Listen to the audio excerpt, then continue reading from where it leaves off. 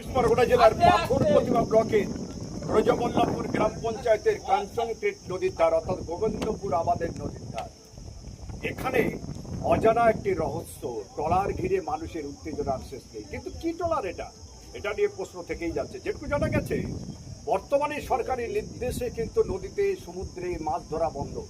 কিন্তু কে শোনে কার কথা? এক শ্রেণীর প্রশাসনের মদতে রাতের অন্ধকারে প্রভাব কাটিয়ে অজিত দাস নামক ব্যক্তি নেতৃত্বে কিন্তু ট্রলারে মাছ ধরা চলছে, প্রচুর পরিমাণে ট্রলার। এটা কিন্তু এখানকার যারা বিক্ষোভকারী তাদের দাবি গতকাল রাত্রে কাঞ্চনক্রিট নদীতে এই যে ট্রলারটা রয়েছে, আমার ভিডিও জার্নালিস্টকে বলবো একবার দেখার জন্য, মাছ ভর্তি ট্রলার। এই ট্রলারটি যখন যায়, এখানকার মৎস্যজীবীরা এই ট্রলারটিকে তাড়া করে আটক করলো কেন?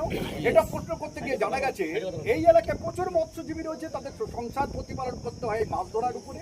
তারা নদীতে মাছ ধরতে পারছে না, চরঘেরা নৌকা দিতে পারছে না, কোনো মাছ আনতে পারছে না, সংসার চলছে না। একবেলা খায় তো আরেক বেলা খেতে পারে না। তারা যদি তার সংসার চালাতে হিমশিম খায়, কিন্তু এই অসাধু ব্যবসায়ী রয়েছে যারা দুর্নীতিগ্রস্ত মানুষ, প্রশাসনের বলতে মৎস্য দপ্তরের যারা রয়েছে, তারা কিভাবে এই ট্রলারটিকে মাছ ধরার পারমিশন দিয়েছিল, কিভাবে তারা রাতের অন্ধকারে মাছ ধরছে, এটাই কিন্তু এলাকার মানুষের প্রশ্ন। তবে একটা প্রশ্ন থেকেই যাচ্ছে, যখন এলাকার মানুষজন এই মৎস্যজীবী ট্রলারটিকে তাড়া করে, তখন অজিত দাস নামক ব্যক্তি, তার এই এরিয়ায় ব্যক্তি বাড়ি, সেই অজিত দাস তার সাঙ্গপাঙ্গ নিয়ে চড়াও হয় এই এলাকার যারা ধরতে গেছিল তাদের জন্য মারধর করে। তবে পাথর প্রতিমার যিনি আধিকারিক রয়েছেন, তার নেতৃত্বে বিশাল পুলিশ বাহিনী তাদেরকে রেস্কিউ করে। তাদের কোথায় পাথর প্রতিমা থানার পুলিশ যদি তাদের রক্ষা না করতো, হয়তো তাদের জীবনও চলে যেতে পারত। এমনই অভিযোগ যারা অভিযোগকারী মৎস্যজীবী তাদের। এই পরিস্থিতির মধ্যে পড়ে গতকাল রাত থেকে এখনো পর্যন্ত মৎস্যজীবী ট্রলারটি এখানে আটক রয়েছে।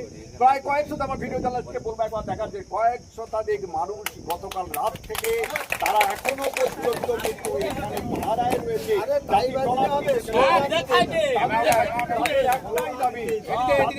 এই মৎস্যজীবী ট্রলারটি যাওয়ার আগে অজিত দাস নামক ব্যক্তি, যে যার নিয়ন্ত্রণে এটা হচ্ছে, তাকে কিন্তু আনতে হবে। এখন দেখার প্রকৃত যারা তারা কি অন্যায় করছে, যারা মাছ ধরা ট্রলারে বেআইনিভাবে মাছ ধরে তারা অন্যায় করছে, বিচার করবে প্রশাসন। তবে মাছ ধরা ট্রলারের যিনি মাঝি রয়েছেন, তার সঙ্গে কথা বলা জানা গেছে তার ভাড়া করানো। নৌকা ভাড়া করার আগে কিন্তু বলা হয়নি বেআইনি মাছ নিয়ে যাওয়া হবে। এখন প্রশ্ন হচ্ছে, কাদের ইন্ধনে এইভাবে মাছ ধরা হচ্ছে, কেন মাছ ধরা হচ্ছে?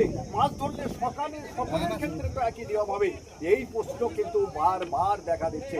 দক্ষিণ 24 পরগনা থেকে ক্যামেরায় রেবতীর সঙ্গে গোপাল ছিলের রিপোর্ট, এস নিউজ।